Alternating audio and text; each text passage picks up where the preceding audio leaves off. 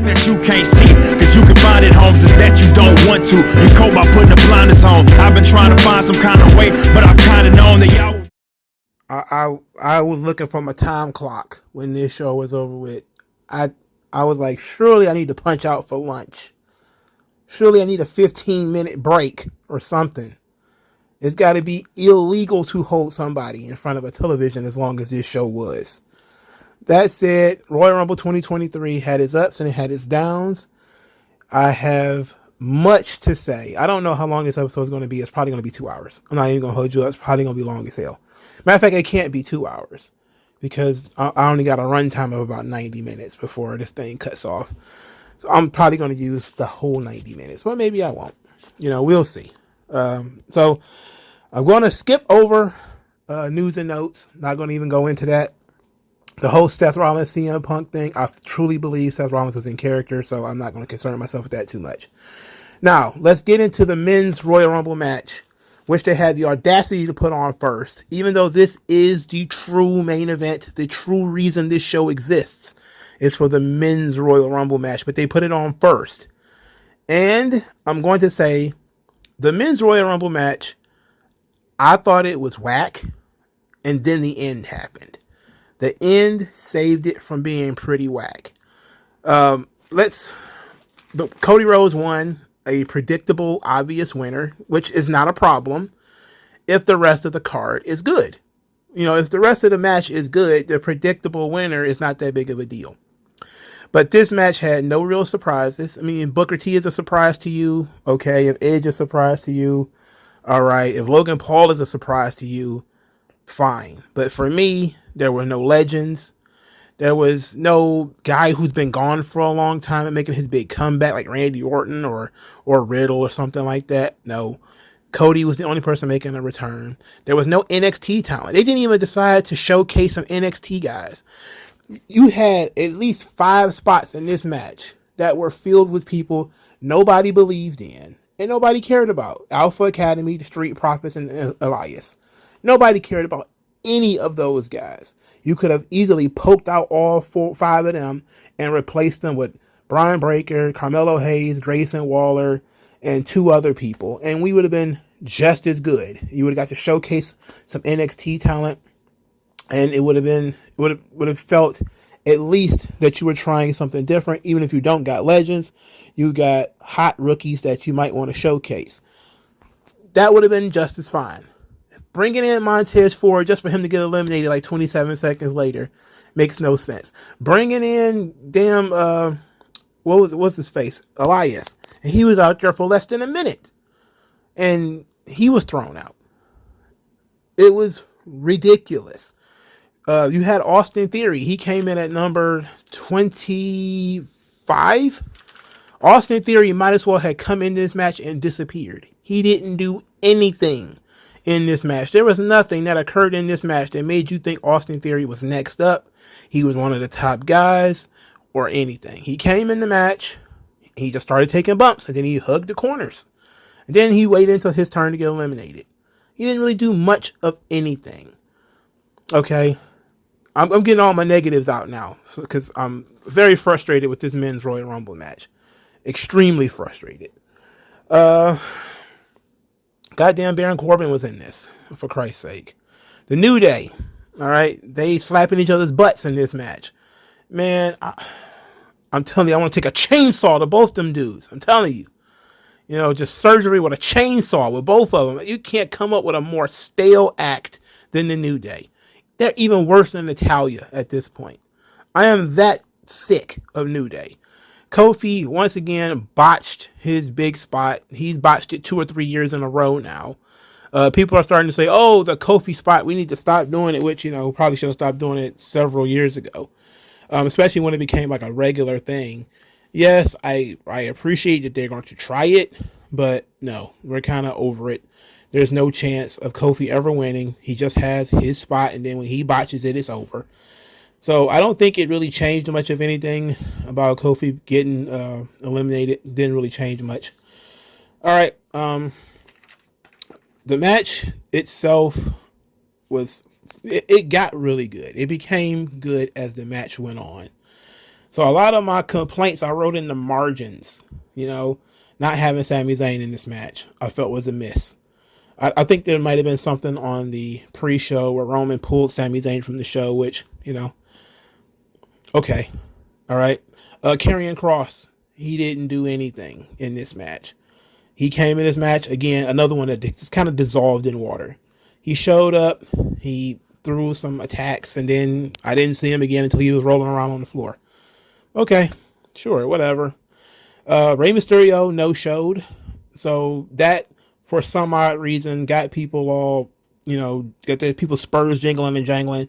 Wait a minute, how could Rey lose and he didn't get into the match? It's supposed to be 30 men. It's like, it's called a forfeit.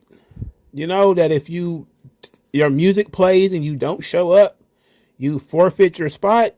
That's what happened with Rey Mysterio. Okay, he forfeit his spot. Now, of course, Dominic was next, and Dominic comes out wearing Rey's mask. And this is cool because they're letting you know clearly Dominic did something to Rey. That's why Rey wasn't out there. Then Dominic is wearing the mask at first, you know, doing Rey's shtick, you know, pointing at the crowd. And then as he's walking down the ramp, it's a long ramp, he's tearing at the mask and ripping it and all that kind of stuff. So you know he did something to Rey so that Rey couldn't respond. Okay, we got that. Cole calling Dominic a piece of shit was great because he did it on commentary. That was awesome. Dominic refusing to get in the ring was very good. Dominic, period, in this match was great. Corey Graves was legit awesome in his support for Dominic Mysterio. At one point, he started screaming that the streets is behind Dominic. The streets got his back. That was very good. That was quite good. Booker T, he looked good for his short run. He wasn't in the match very long. He's probably in the match about 2 minutes. Same for Edge. Edge comes in to eliminate 2 of the 3 members of Judgment Day. He eliminated Finn Balor and Damian Priest before he himself was eliminated. He chased Balor up the ramp, that really long ramp. So, I mean, you got to give Edge some credit at like 50. He still had the energy to run up that ramp and continue fighting Finn Balor. So that was cool.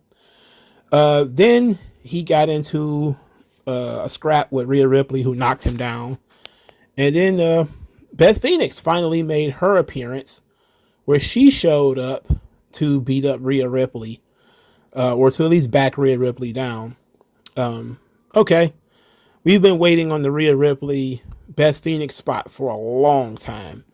So finally getting that was perfectly fine. Brock Lesnar and Lashley. So Brock Lesnar comes in and does what Brock does, gets paid a lot of money to work for 3 minutes. Brock was in this match for about 3 or 4 minutes. 4 minutes if you count his tantrum after he got eliminated. So he came in to start throwing human beings around because that's what Brock does. He eliminated about 3 or 4 guys before. He actually had a stare down with Gunther too, which was very cool. I felt like they kind of overdid the stare downs. Like both of these Royal Rumble matches had like multiple stare downs. So it was like Gunther stares down with Brock, then he stares down with Omos, then he stares down with this guy, and it made sure Gunther touched everybody that came in, which is the benefit of being the Iron Man, is that you literally fight everybody that comes in. So they made sure that Gunther squared up with some of the other top guys and at least touched some of them. Brock no-selling his chops was great. Also, Omos also no-sold Gunther's chops. So they're telling a story about, size and Gunther's chops or whatever. Okay, fine. Lesnar comes in, eliminates a bunch of guys. Lashley comes in, and he ends up taking out Brock, which was great, and it got a huge reaction. Huge reaction for Lashley tossing out Brock. Brock then immediately throws a tantrum where he ended up stabbing the announce table with some stairs. It was great. It was kind of mild as Brock Lesnar temper tantrums go. It was pretty mild, but it was actually still hilarious. Like, I've never seen anybody hit an announce table with stairs before because they were mad at somebody else. Brock seems the kind of guy who would have got back in the ring, but This is a new era. I guess they're not trying to do too much, but Brock earned his money tonight, and they're continuing to tell the story with him and Lashley. All right, the final four in this ridiculous match was Cody Rhodes, Seth Rollins, Logan Paul, and Gunther. Now, I thought Austin Theory was going to make the final four, but then right after he was eliminated, Logan Paul got back in the ring, and everybody was like, oh no, Logan Paul was never fully eliminated. Yeah, there were a lot of people who were kind of salty about Logan Paul even getting a spot in this match. I was salty only because he came in so late, and for me, it was like, once it was 28 was out there, I was like, okay, so one of these two is Cody. The other one has to be somebody like really hot. And it being Logan Paul was disappointing. It was very disappointing. But I would be wrong to say that Logan Paul is not an impressive athlete. WWE continues to use him because he continues to be good. His exchange with Braun Strowman, his exchange with Ricochet, I mean, the mid-air collision between him and Ricochet. Yes, Ricochet did it with Carmelo Hayes already. It was still an awesome spot. It made a great sound. It was a great visual. You know, people love taking pictures of Logan Paul in mid-air like a superhero. So it's awesome. You know, it was an awesome spot. And it, to me, it was one of the spots that saved this match because it really felt special. Logan Paul, he really lays his strikes in. Like when he was working against Braun Strowman, it was really good. Like he was throwing legitimately good-looking body punches to Braun Strowman that, you know, you could see a guy like Braun Strowman, even with his size, selling because Logan Paul is not small, and his punches look believable. They look like compact, well-thrown punches. So maybe you don't like Logan Paul as a person. You know, the CoffeeZilla stuff didn't make him look like the greatest guy in the world. But, you know, outside of being a scam artist, he's a phenomenal athlete, and I'm okay with him having a spot in the Royal Rumble. You know, I'm all right with it. I just don't like that we had so many people in this match that were, one, already announced. Two, there was nothing extra. There was no mixing up.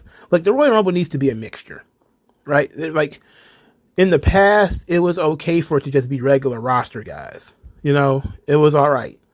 Then we got into the era where there has to be one or two legends. Okay? I think we're in that era now. You have to have at least one or two legends. All right, so they wanted to say, okay, Booker T and Edge are going to be the two legends. It's not enough, okay? We was thinking like outside of the box. Everybody kind of knew Edge was coming, kind of figured it. And Booker T, you know, 1 foot in, 1 foot out. Okay, whatever. He looked great, but we know he didn't have much in the terms of longevity. So that was fine. So I wasn't upset about Logan Paul. Wasn't upset about Booker T or Edge. I was upset that we didn't go further. That of all the guys you could have called, you know, you didn't call Rob Van Dam to do this. You couldn't call, you know, there's a bunch of people you could have called to do this, and you chose not to. You instead decided to put Elias in there. Like, come on. If you're mad about Logan Paul, I don't understand. I'm mad about Elias. Why is he there? You know, he's not portrayed as being anything on television. We know he's not going to win. You know, Triple H's love affair with Chad Gable, You know, I'm not even gonna edit that out. It boggles the mind.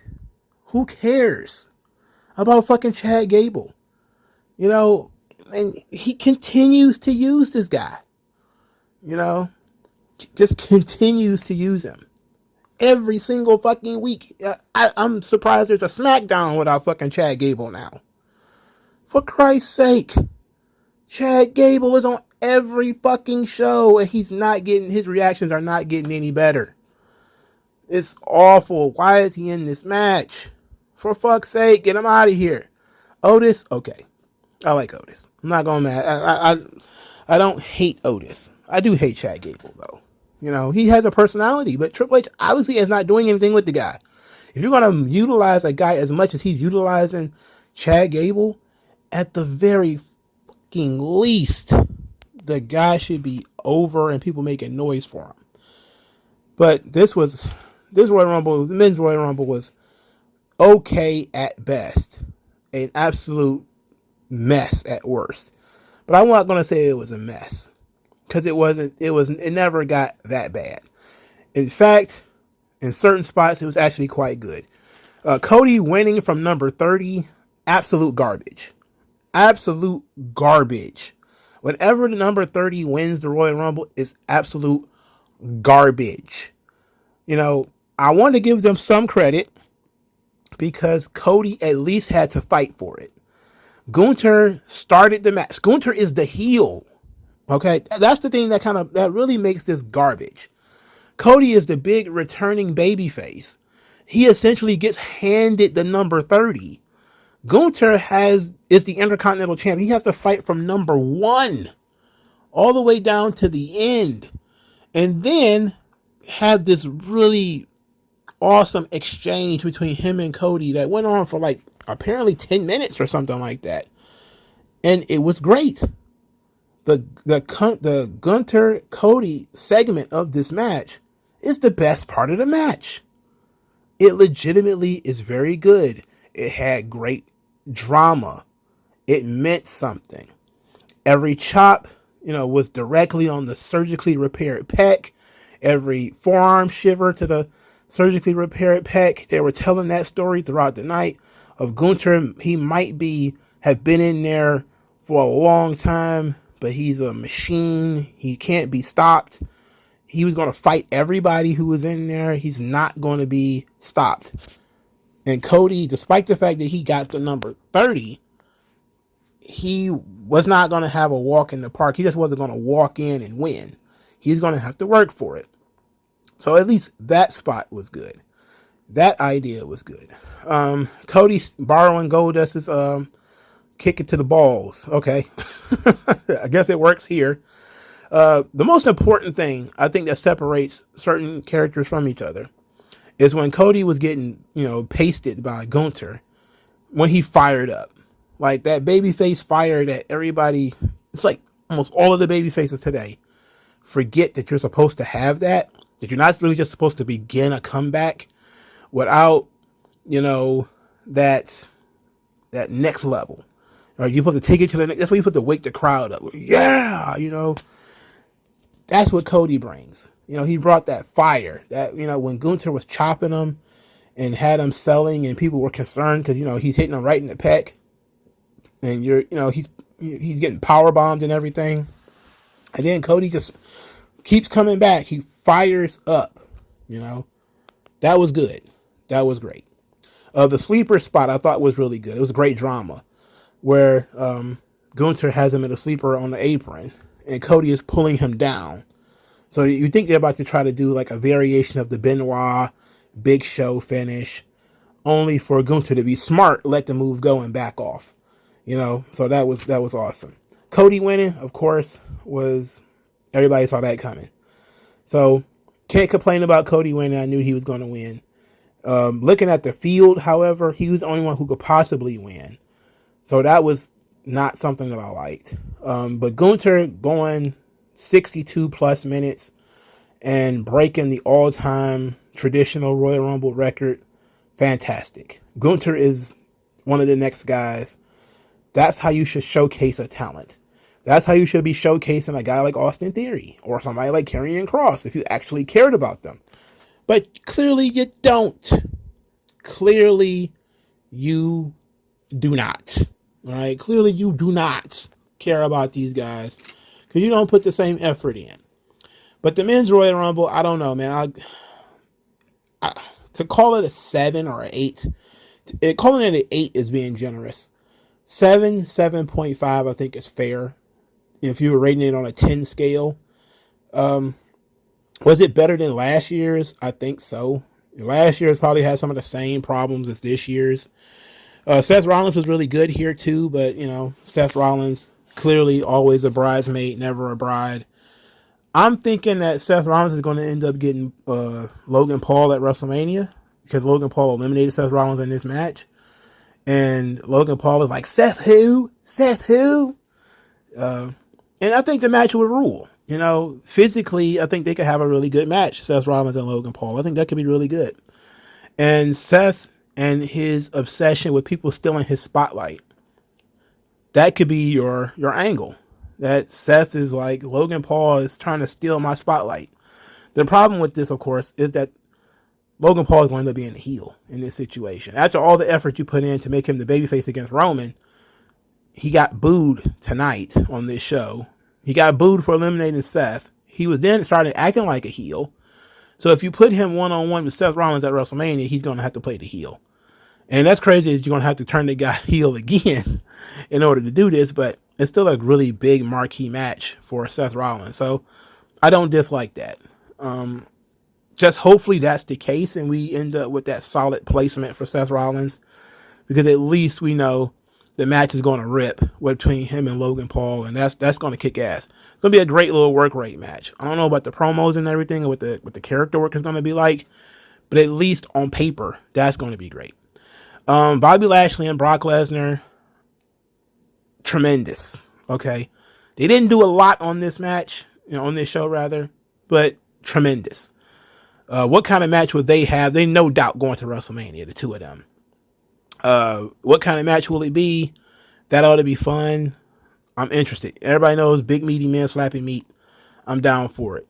So sign me up for Lashley and Lesnar. Edge versus Finn Balor, or Edge versus Damian Priest, however way they choose to go. Because clearly they're not going to be going mixed tag. They're probably going to do that at Saudi or something. But the idea of Edge versus Finn Balor again is interesting to me, depending on what kind of match they choose to have and what kind of stipulations and things like that they want to throw on it. I know Finn Balor wants to do a different version of the Demon, a version of the Demon he didn't get to do before. Okay, I'm okay with that. I'm cool with that. So Edge versus Finn Balor coming out of that. Okay, great. Dominic Mysterio versus Rey Mysterio, pretty obvious. I think everybody saw that coming. That's gonna rip. That's gonna kick ass. That's gonna rule. That's gonna be awesome. Austin Theory potentially wrestling John Cena. Does Austin Theory look like a guy who should be wrestling John Cena right now? Only thing he's doing is running around. The champ is here. When it came to the Royal Rumble, which is, to be quite honest, after WrestleMania, this is the most important night of the year. They had nothing for Austin Theory. They have not had anything for Austin Theory in weeks. Just weeks. He had nothing for Austin Theory. He doesn't look like a guy who should be wrestling John Cena. And I know Vince Russo wrote that article saying that if John Cena, bro, puts over Austin Theory, bro, that's going to be so stupid or whatever. And I kind of rolled my eyes at it, but he has a point. Like, there's nothing that they're doing with Austin Theory, at least currently, that says he should be replacing or getting wins over John Cena. You should have done better with him on the Royal Rumble if that's going to be the case. But there was no significance for Austin Theory, and that's one of the most disappointing things outside of no legends or no big returns or no big free agent signings or anything like that, is the fact that you had nothing for Austin Theory, who's supposed to be your top guy on Raw. You've got nothing for him, So it is what it is. But Cody winning was great. Gunther was great. Brock and Lashley was great. Logan Paul and Ricochet was fun. Seth Rollins did a good job. Dominic actually did a good job here. He's very good at playing a very slimy heel, even though he's just kind of copying a lot of what Eddie used to do. It's working out for him. Dominic is coming across like an absolute scumbag, and everybody hates his guts, which is great because you're supposed to hate his guts because he's a little shit. All right, let's talk about the Women's Royal Rumble, which is won by Rhea Ripley, so that means I was right 2 times. The problem with this match was similar to the problem in the previous match. Not that many big free agent signings, not that many big returns. They actually did do the NXT thing here, but they did it in exactly the way I thought. They brought in the people, Triple H's favorites, Indy Hartwell, Zoe Stark, Roxanne Perez. Now, Roxanne Perez was tremendous during her short stint into the Royal Rumble match. She was tremendous. She came in and she showed a lot of athleticism, a lot of fire. She was very impressive in her short amount of time. Zoe Stark was also kind of impressive too, but she was in the match way too long for somebody with no charisma, no personality. Indy Hartwell wasn't in the match long at all. So, it wasn't that big of a deal to me that Indy Hartwell was even out there. So I was really excited for Roxanne Perez. Thought she did a really good job. In terms of the returns, Chelsea Green, who came into the match and was immediately eliminated. So she once again didn't do anything. This is the second time she's been in the Royal Rumble, and the second time where she basically got in the ring and then got thrown out again immediately. Is Chelsea Green re-signed to WWE? We don't know. They did release a Nia Jax shirt, so Nia Jax is at least signed to WWE again. Now, a lot of people groaned and Nia Jax. It's the same thing they did when Braun Strowman was brought back. Look, Nia Jax had Big Show energy with me, when she was around, but she's been gone long enough where this thing is okay. Like, the division needs that depth. They need her experience, and I think it's good for the morale of the girls in the locker room to have one of their girls back.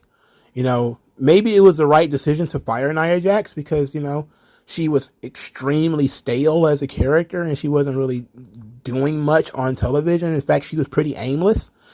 But if she's brought back with the goal of doing something with her, like they tease some stuff here, like Nia Jax and Raquel Rodriguez or Nia Jax and Piper Niven.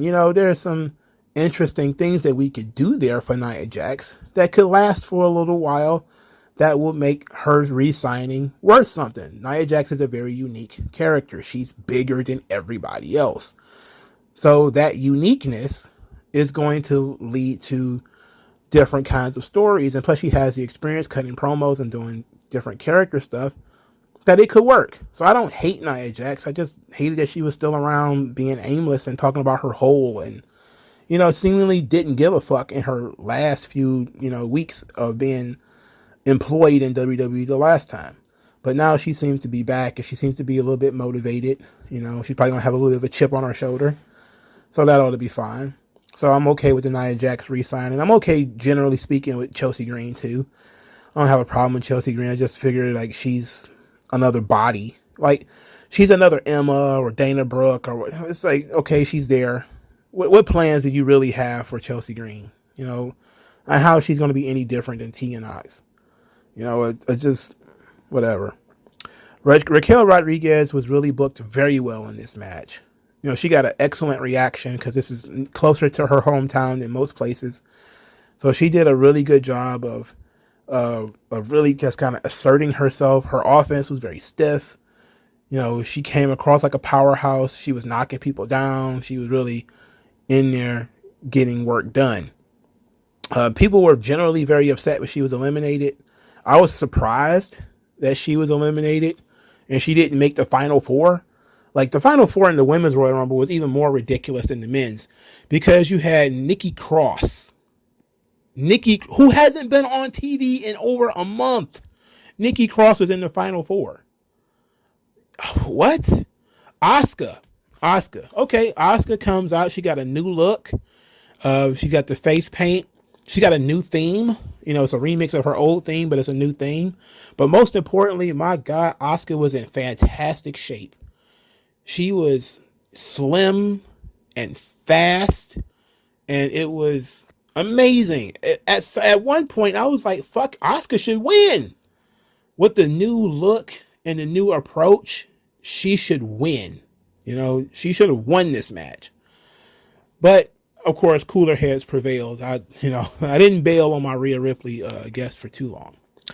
I was very upset with this match coming right out of the gate because once I saw okay, well, obviously number one is going to be Liv Morgan, and then it was Rhea Ripley, and I was like, why did they spend 3 or 4 weeks telling me that Liv Morgan was going to volunteer to be number one, only to do something extremely petty as put her number two? If you're going to put her number two, make her fucking number one. Okay, Rhea Ripley wins from number two. What's the difference?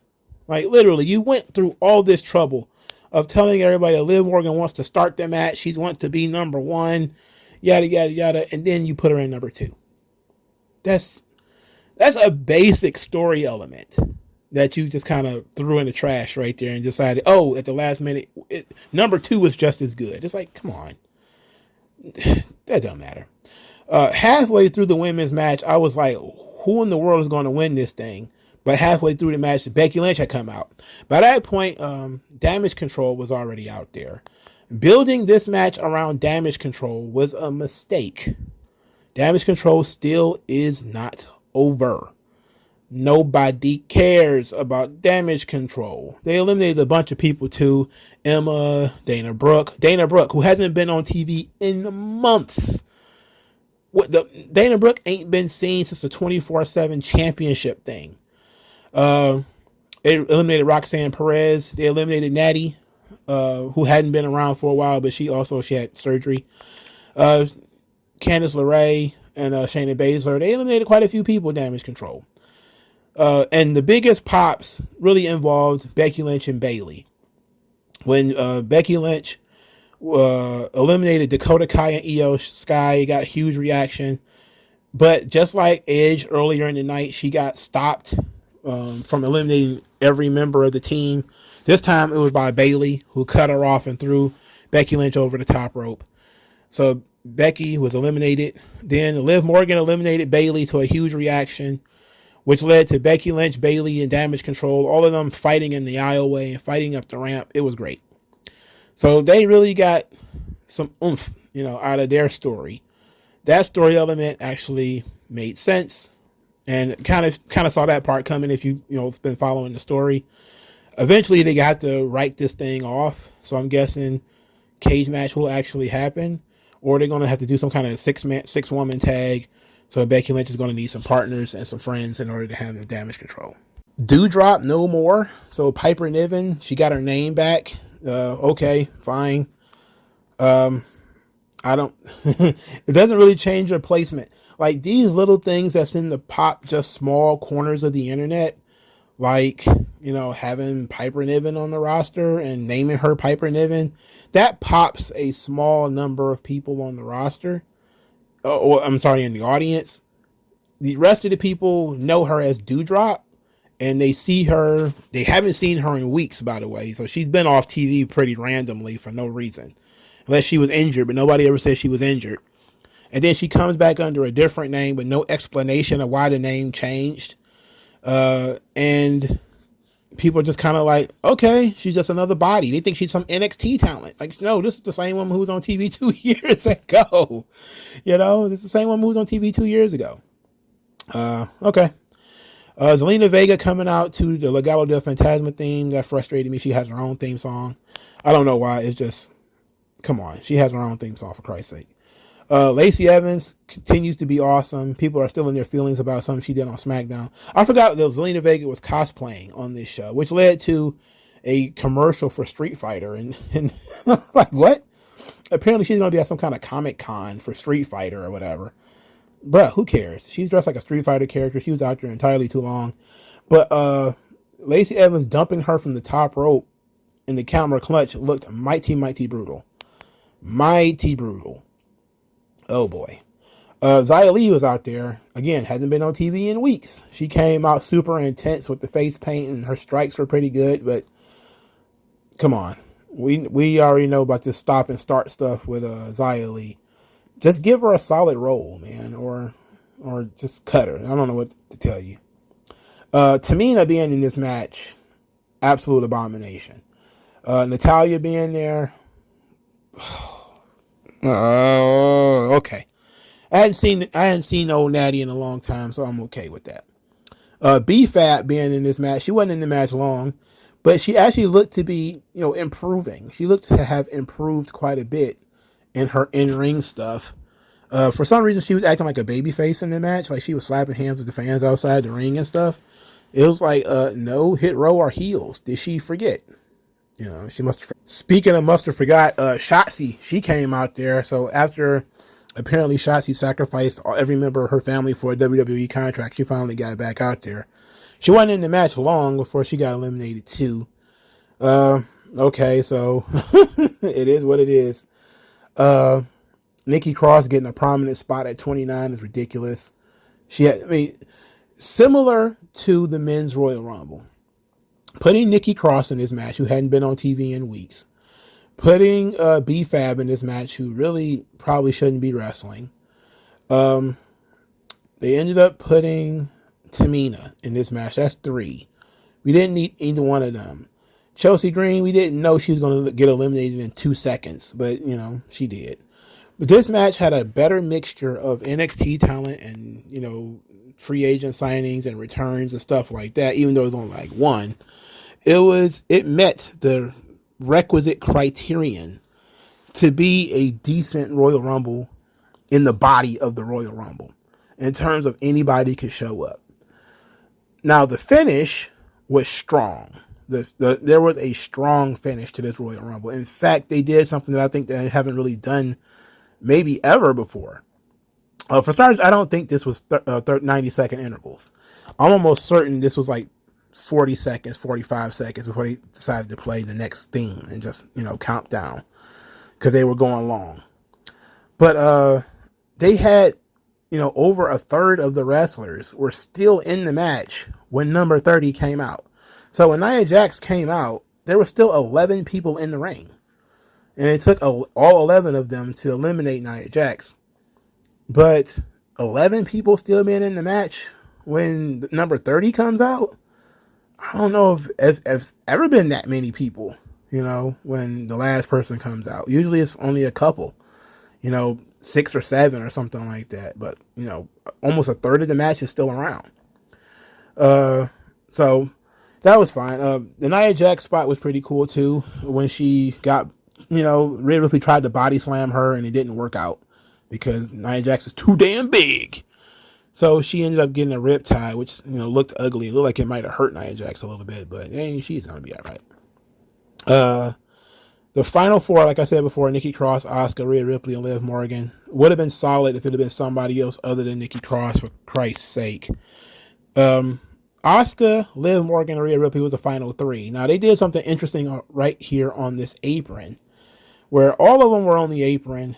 Asuka is just she's like a lightning bolt, striking and throwing all kinds of, kicks and back fists and everything. And she goes to spray mist at Rhea Ripley. Rhea Ripley ducks it and gets Liv Morgan in the face. Now, because Liv Morgan is at least moderately intelligent, she grabbed the ropes and, ceased from falling outside the ring. Rhea Ripley then tripped Asuka, and Asuka fell off the apron. So Asuka was eliminated. Liv Morgan can't see, so she doesn't know that Rhea Ripley is in a precarious position, dangling off the apron, being held only by the top rope.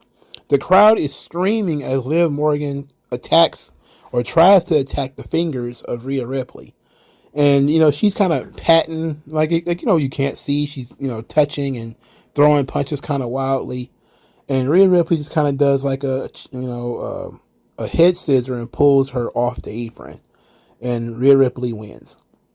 Again, perfectly fine with Rhea Ripley winning. In fact, it was the right call, the best call that you could possibly have had in this situation. My issue with it is that they did not build up Rhea Ripley at all. They didn't build up this match at all. And Ripley didn't do a lot in this women's match. She was there, but she, generally speaking, didn't own the ring. And to me, it was a very weirdly booked match. I give it about the same 7.5 that I would give the men's. They decided to just book these matches pretty similarly, except the men's match had a little more activity in terms of story, while the women's match was basically damage control stuff. And that's pretty much it. They didn't even give the women a long stretch of time so that they could combat each other. And plus, I don't think it was necessary anyway because the men had just did it. So they didn't really need to do it with the women too. So it was all fine, I guess. I didn't absolutely hate it. I didn't think it was awful. But I didn't think it was great either. It's just kind of like a stuck in the middle Royal Rumble match. So both of these Royal Rumble matches were at least stuck in the middle, which is incredible disappointments. Yes, the gimmick is overdone when you have to do it twice in one show. I don't know. The same thing with Elimination Chamber and Hell in a Cell. It's like we really only need one Royal Rumble. We really only need one. But we're stuck with the two now. So here it is.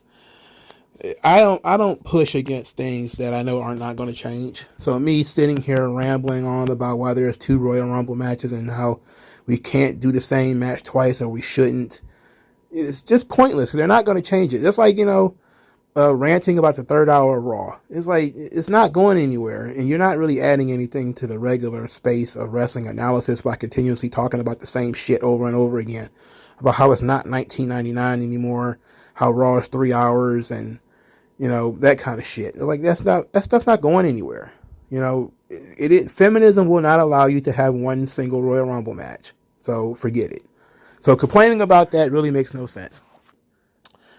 That being said, the match could have been booked better. Bayley was super over. I think people wanted her to have a larger role, but having Bayley and Becky Lynch sort of negate one another, it's similar to Lashley and Lesnar negating one another in the men's match, which was fine.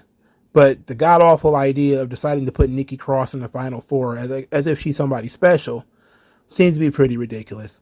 Michelle McCool, who appeared in the women's Royal Rumble match, she said that she was not asked to be in the Royal Rumble match, so she wasn't going to be in it. But this was like 2 weeks ago, and then she was sitting in the crowd when her music played.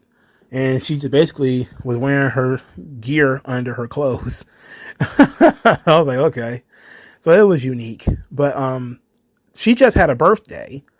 And I had no idea. I mean, Michelle McCool is only 43. And I know you may say, like, only. It's like, Charlotte is 36.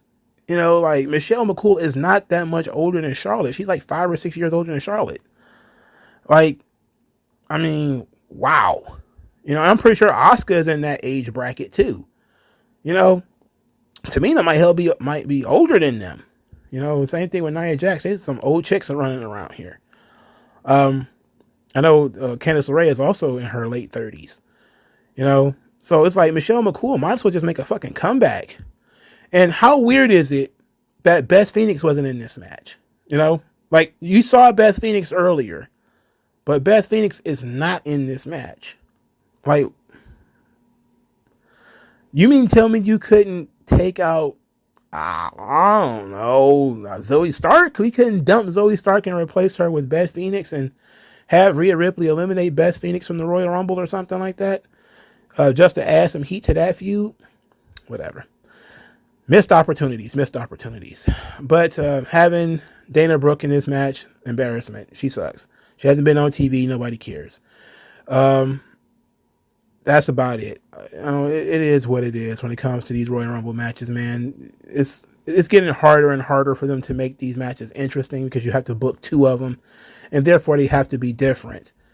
And since one of them has to go first and the other one has to go second, the one that goes first sometimes they're going to get the best reactions and the best opportunity to do like surprises and stuff like that. And this year it was the men's.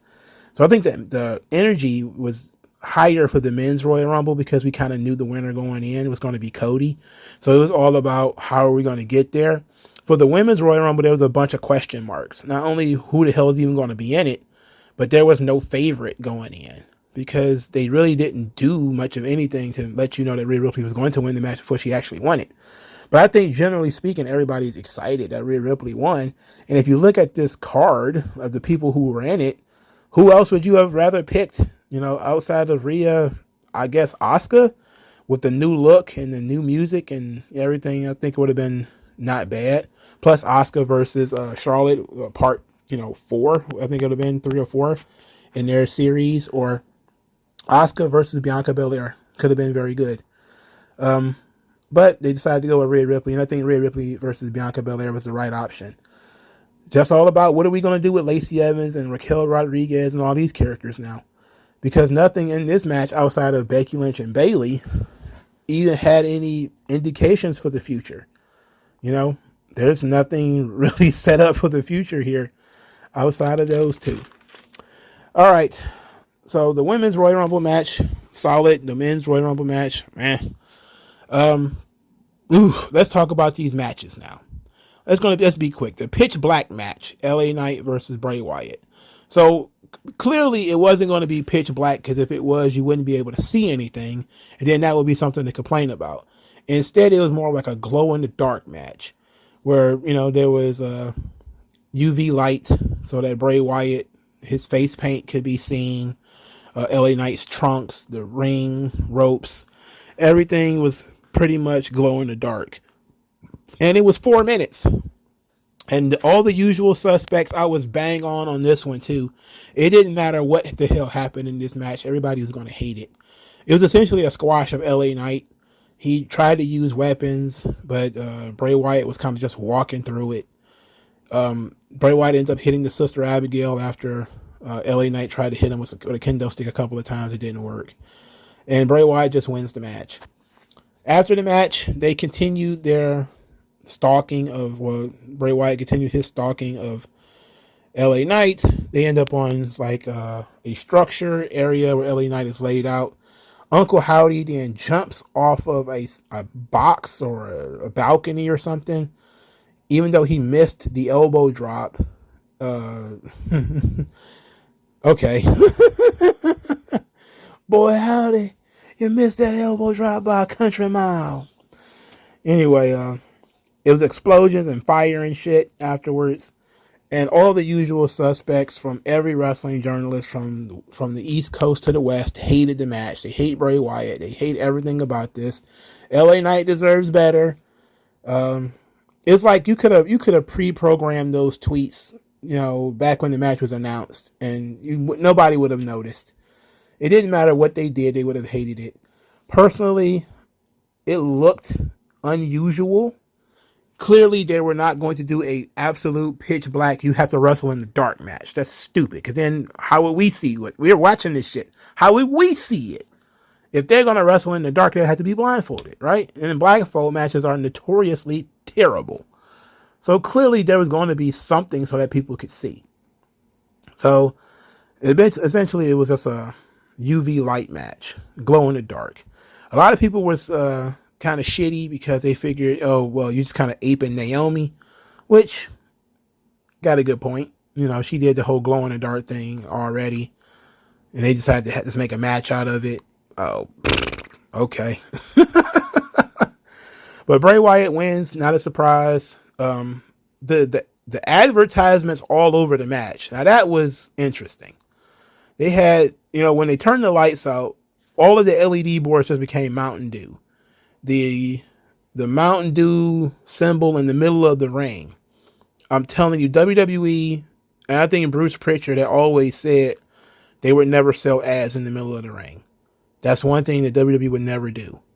And Triple H and Nick Khan or whoever probably decided, let's change that policy, because Vince never wanted to sell ads in the middle of the ring, never wanted to have other companies advertised on their canvas or whatever.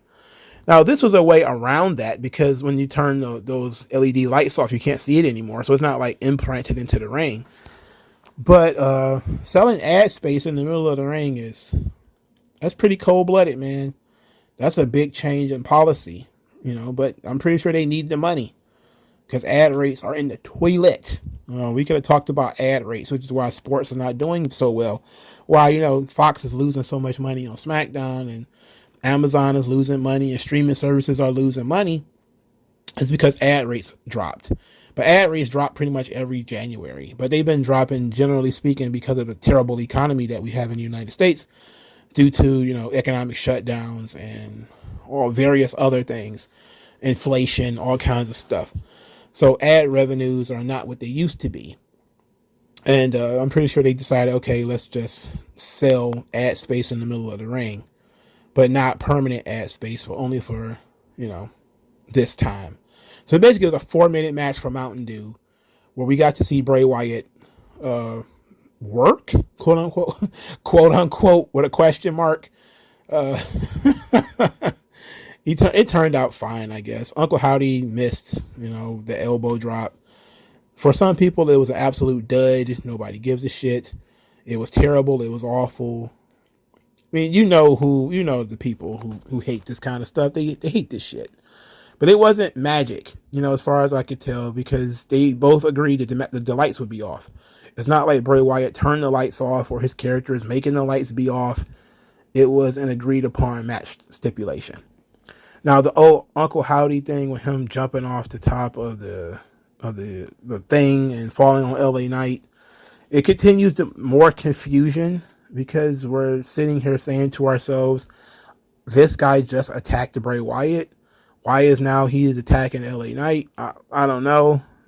Like I said before, I'm not a huge fan of the Uncle Howdy stuff, even though I like Bray Wyatt.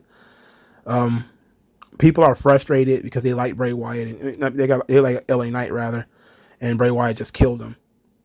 But did you expect anything different? I didn't. I didn't expect this match to be some kind of 45-minute Matt Classic. Neither guy is capable of that. LA Knight's never had in his entire career a long match that was actually very good, whether it's in TNA or NXT or anywhere. He's never been that work rate guy. He's always been a character and charisma guy. And because he's a character and charisma guy, much like The Miz or something like that, LA Knight can take losses, even ones that are swift like this one, and it's not that big of a deal. He's going to get back on TV. Yeah, let me talk to you. And he's going to be right back over. So it's not going to matter. And when you're a Teflon like that, you can do this. LA Knight's not going to be the world champion. At least I don't think so. That doesn't mean he can't be a prominent character on the show, but he's just not going to be on that level of a special attraction like a Bray Wyatt. It's just not going to happen. Bray Wyatt is an acquired taste. I can tell you that much. I acquired the taste a long time ago, but now I'm kind of like, I'm on the fence. I just don't hate everything that he does, though. I think that's kind of corny when everybody just hates every single thing that the guy does. It's like, come on, man, cut the guy some slack. All right, 7 minutes, Bianca Belair versus Alexa Bliss. This match basically happened. I don't remember anything in it. I didn't take any real notes on it. Outside of Alexa Bliss coming across as a little bit more intense in this match than usual, there was nothing about this match that was all that special. It was just kind of like, we need to take a break between the two Royal Rumbles. So we're going to throw these two matches on. And together they were 15 minutes, 20 minutes at the most between the two Royal Rumble matches. Bianca Belair wins, clearly. No big deal there, no surprise there. After the match, we got more Uncle Howdy nonsense as we see images from Alexa's playground where she's playing with pentagrams, and there's Lily, and then there's all the oil or whatever she was covered in at WrestleMania. And Uncle Howdy's voice saying, "Do you feel in charge?" Which, of course, is a nod to Dark Knight Rises, where Bane says, asks the guy if he feels in charge. So Uncle Howdy is basically saying, Alexa Bliss is not in charge of what she's got going on here, but she thinks she is. She's being led to believe that she's in control, but she's not. Lily is still around. The playground is still there. Bray Wyatt in his interview, I think with Ariel Helwani, said basically that, the Fiend, or what's left of the Fiend that exists in the WWE universe, has been essentially inherited by Alexa Bliss. And therefore, it's kind of going to be a part of her character, but it's not going to be a part of his. I don't know where we go from here with with Alexa Bliss. We clearly know where we're going with Bianca Belair. She's going to drop that title to Rhea Ripley, which is going to be fine, but she's going to need like an intermediate opponent. And she's going to need an opponent between now and WrestleMania. So who would that be? Good question, because I don't know. I have no idea. But Bianca Belair continues to win. All is well. I'm interested in the Alexa Bliss angle, but the Uncle Howdy smoke and mirrors is kind of throwing me off, because it's like, I don't know what this thing is, what it's supposed to represent. We thought that it was the inner demons or whatever, or Bray Wyatt, but it has a physical form and it could attack people. So I don't know what it's supposed to be. So I'm just sitting back waiting to figure it out. And is it trying to get people to revert to who they are?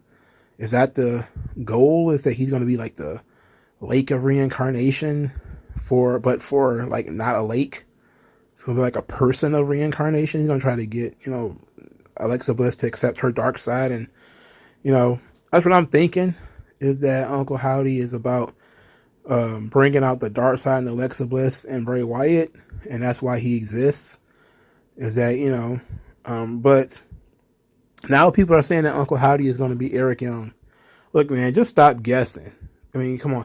It was like that about the whole surprises at WrestleMania, at the Royal Rumble too. Now that I think about it, and I'm glad that I talked enough that I really stumbled across it. Once you say everybody that could possibly be in the match, it kind of stops being a surprise. Like, you think about everybody who's active, everybody who physically can go, physically who can do it, then you're not really going to be surprised when somebody actually pops up or whatever, because you already thinking about the option. Like, I always think 2 or 3 shows ahead or whatever.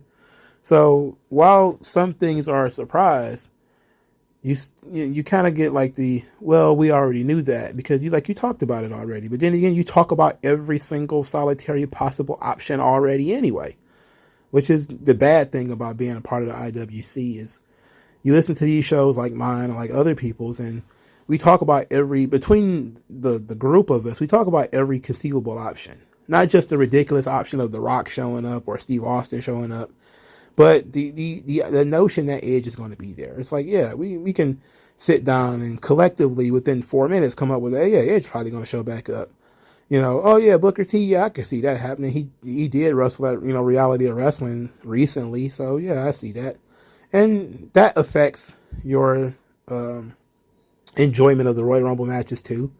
It also affects your enjoyment of like the Bray Wyatt stuff, because it's like, yeah, there's no way that LA Knight was going to win. There was no way Alexa Bliss was going to win. So you're looking at it and saying to yourself, what's this Uncle Howdy thing? And if you can't get a good read on it, you got 2 options. Either you go all in and be completely and totally interested in it, or you do what people tend to do when they don't understand something or don't get it, they reject it. And so therefore, a lot of people are kind of like, I don't get Uncle Howdy. It's been going on for 4 months. Screw this. I'm out. And that's understandable, but that's not really how I do things, because I'm going to be forced to watch it anyway, because I watch wrestling, watching the show. So I might as well take some kind of interest in what's happening on the fucking show, right? Who this guy might be, but everybody's just yelling out names. So now it's, it's Bo Dallas, it's Vincent from Ring of Honor, now it's Eric Young. It's like, okay, it's everybody shit. It's everybody and nobody at the same time. Goddamn. All right, let's talk about this main event. The match itself did not matter, and everybody kind of knew where we were going with the match itself. Roman Reigns wins. Big surprise. But it was the show closing angle that really got everybody, get all the pewters putin and all the buzz going on. So Roman Reigns wins by slamming Kevin Owens' head against the steel steps twice. Kevin Owens loves taking that bump. I don't know why, but he takes that bump. He's the only one I've ever seen take that bump, where, you take them and you slam them backwards onto the stairs. Only person I've ever seen do it. Kevin Owens is taking a great deal of punishment in this match, and Sami Zayn asks him to stay down. Just stay down in this match. Roman then spears Kevin Owens through the barricade. It's, amazing stuff. After the match, Roman wins clean with a spear. After the match, Jey Uso is very excited. He wants to crown Sami Zayn as a full member of the bloodline. He passed his test. Even after Roman, he kind of, hesitated a little bit when Roman wanted to get him the chair, because, it was conflicting reports where he told Sami not to do anything. Then he told him to go get a chair. So Sami's like, I don't know what to do. So he, after the match, Roman stops Jey from giving Sami Zayn the lie. And he's like, wait a minute, this Kevin Owens thing is still a problem. So the Usos just start to beating the piss out of Kevin Owens. I'm talking, they beat the piss out of this guy. It's just, it went on forever with the beating. The beating seemed to go on for an eternity. It was way too much. They handcuffed him and then just started taking turns super kicking him in the face. It was awful. Okay, it was absolutely awful. It was a horrific beating. This is the one time I will agree with the IWC. There should have been blood here. There was enough violence in this scene where, Kevin Owens getting head slammed against the metal stairs and speared through the barricade and, kicked in the face repeatedly by, Samoans, who I'm guessing have strong adult legs. He should have been bleeding, right? But he's just beaten helpless. So Roman is yelling at Kevin Owens about holding Sami Zayn back and you mess with Sami Zayn, you're messing with my family. It's over, and he's gonna end the Kevin Owens problem permanently. At this point, Kevin Owens is just a clump of human flesh. At this point, he's barely breathing, and he's handcuffed to the middle rope. So Roman gets a chair, and he's going to bash Kevin Owens in the head with the chair, and then Sami Zayn steps up and stops him. And everybody's like, ooh. And Sami tries to fully explain this to Roman by saying, look, this is beneath you. You don't need to do this. You don't need to go this far. This guy's done. It's over. It's over. He's done. And Roman looks at him, and Kevin's, and Sami Zayn, he's not mewling. He's just saying, hey, I think we've done our job here. I think we're done here. And Roman's like, oh, I see. And he tries to give Sami Zayn the chair. And Sami's like, I don't want that. And Roman's like, yes, you do. And Sami's like, I don't want that chair. He's like, yes, you do. And take the chair. Take the chair. So the peer pressure starts to come in. And Sami Zayn is forced to get the chair. And now Roman is telling Sami Zayn to hit Kevin Owens with this chair. And Sami Zayn is like, come on, man. It's not really necessary. So then Roman started giving him the bad mouth. Talking about how far he's come. You're a member of my family. When you're in the ring with the bloodline, you own it. Or you can go back into doing jackass shit. And Sami Zayn's like, it's not really necessary. Roman pie faces him. Sami Zayn bows up a little bit, then kind of, tucks his chin, and Roman pie faces him again and again. And then Roman kept turning his back to Sami. And every time Roman turned his back, Sami tightened up on that chair a little bit. And then he finally hit Roman with the chair. Now, Roman mostly no-sold the shot with the chair. So the chair shot didn't even bother him that much. But he was on the floor, clearly distraught that Sami Zayn hit him with this chair. And Jimmy just proceeds to beat the tar out of Sami Zayn. And Jay is furious. Jimmy is furious. Solo Sikoa is furious. They just start beating the hell out of Sami Zayn. But Jay goes to stand in the corner. He's just watching Jimmy maul Sami Zayn. And they're all kind of waiting for Jay to do something. And Jay slowly but surely rolls out of the ring and starts to walk up the ramp. He's walking out on the bloodline. And everybody's just captivated by this. To me, this was fine cinema. This was excellent storytelling.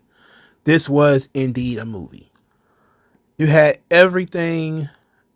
Kevin Castle, I follow him on Twitter. He put it perfectly. This was everything that you want from a movie. Yes, you could complain that the scene was too long. I think everybody can say that. But when you don't want to rush something like this. You're taking people on the ride, You don't really want to rush anything like this. You had you had all of these characters that are under conflict, Roman is under conflict in some ways because he had begun to like Sami Zayn, had to let Sami Zayn into the bloodline, and he's expecting Sami Zayn to fall in line like the Usos fell in line, like everybody falls in line. Sami Zayn is in conflict because, for Christ's sake, he didn't sign up for this. He wanted to be a member of the bloodline, but he didn't know what that meant, you know? And this is a classic scene from like a regular movie where the good kid joins the gang without knowing how bad the gang really is. And then once he's like, you got to go put in some work. You know, you give the kid the pistol, like In Too Deep. I don't know how many of you seen In Too Deep, where Jay Reed gets the gun and he's got to go out there and shoot at some people. And Jay Reed, who is an undercover cop in this situation, he can't just go around, you know, busting the pistol at people.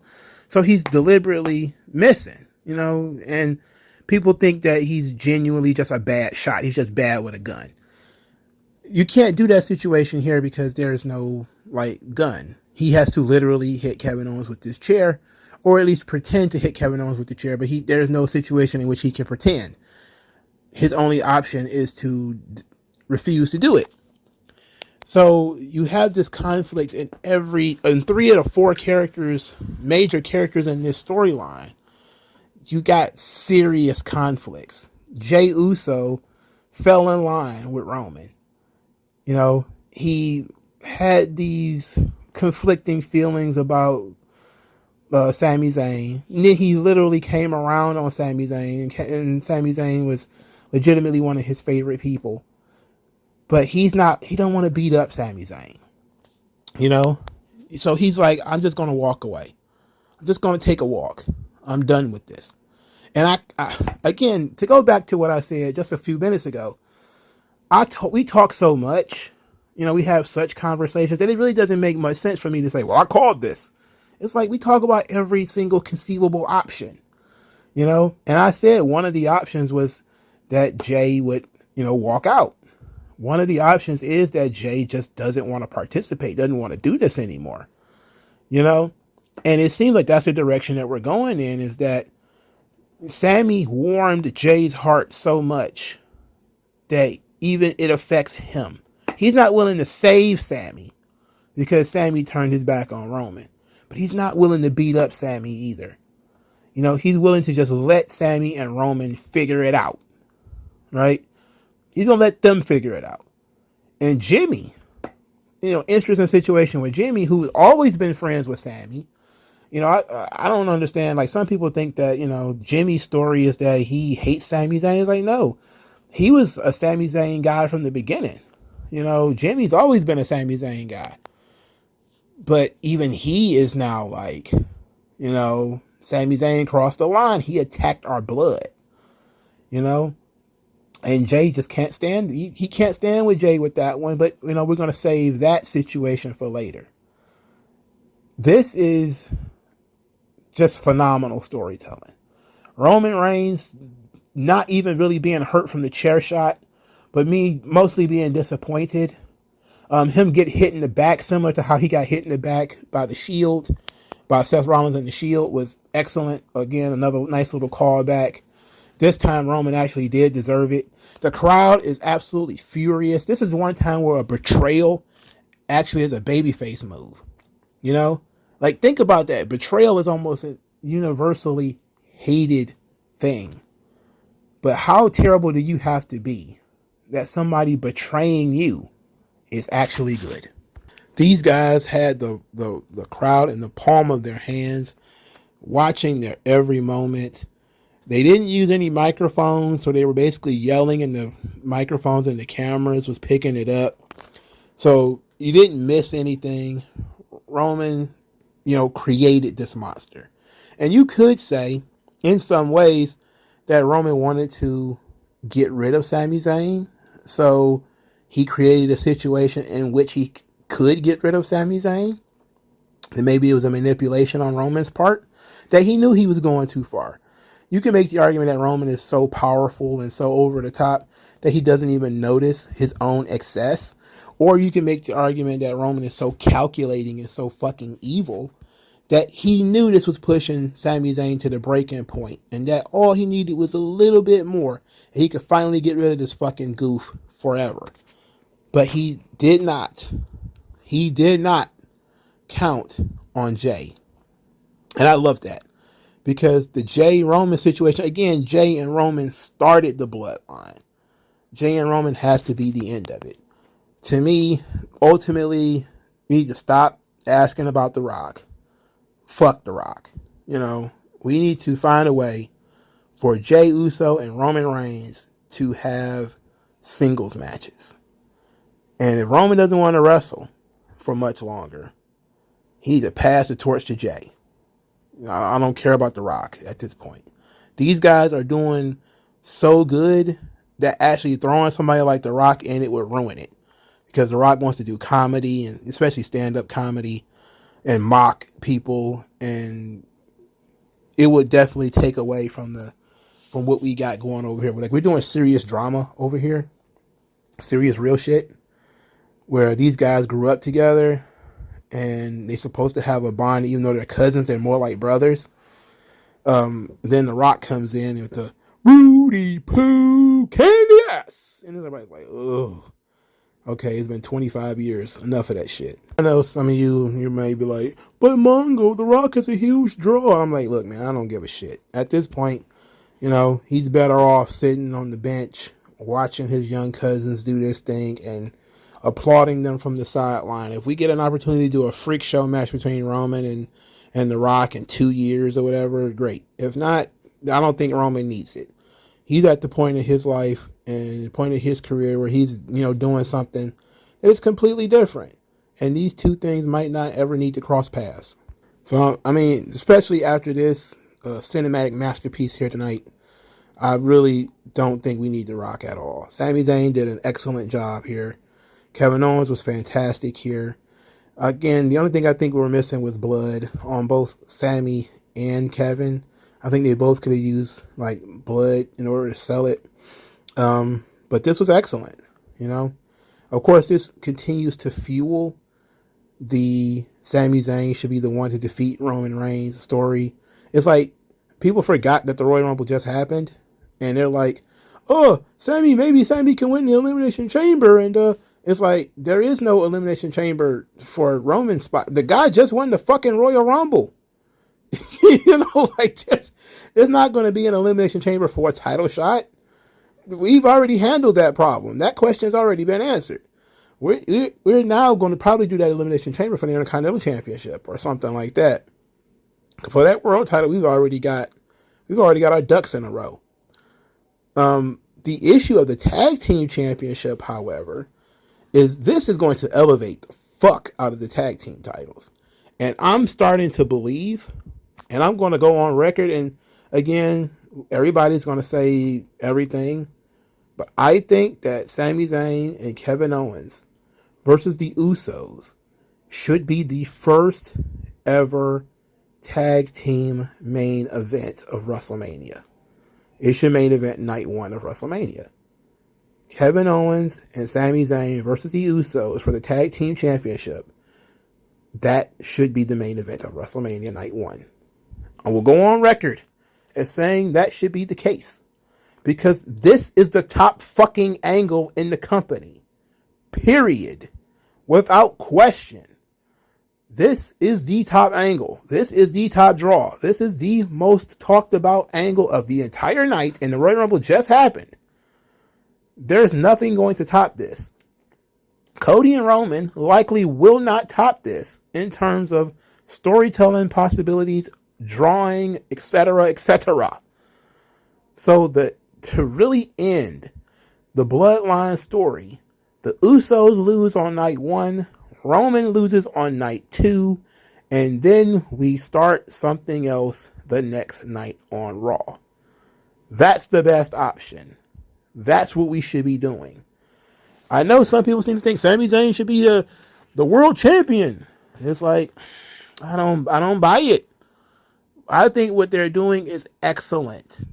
Why muck it up trying to make a guy with no muscle definition like Sami Zayn be the world champion? Just no. He still wrestles in a t-shirt, for Christ's sake.